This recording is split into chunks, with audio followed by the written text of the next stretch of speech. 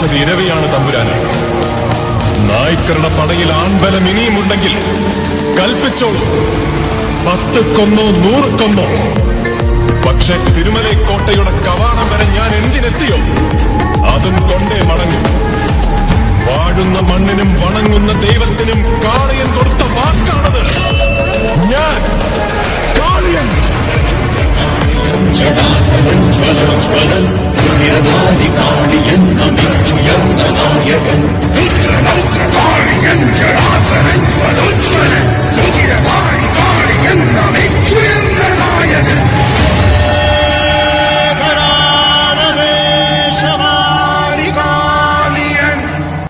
മറ്റവന്മാര് പുറത്തിറങ്ങിയിട്ടുണ്ട്. അകത്ത് തന്നെ വലിയ അലമ്പായിരുന്നു. ഭ്രാന്തന്മാരാണ്.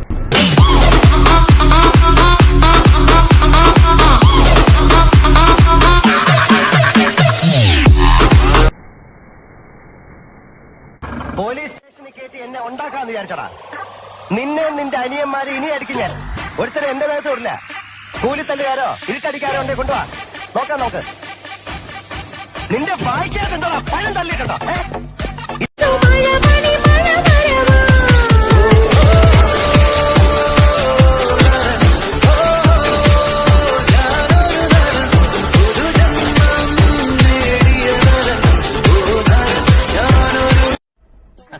പേടിയല്ല നീലേണ്ട, എനിക്ക് സന്തോഷ.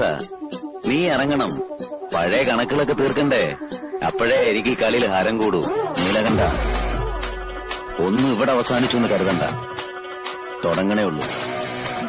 എനിക്കും ഒരു ദിവസമുണ്ട്, ബാക്കി നമുക്ക് അന്ന് പറയാം.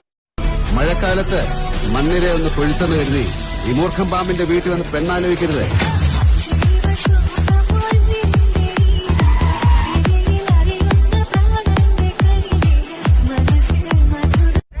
ഗടിയല്ലേ? അടിയാണെങ്കിൽ അടി, മര്യാദ ആണെങ്കിൽ മര്യാദ. പുലിക്കുട്ടിയല്ലേ അവൻ?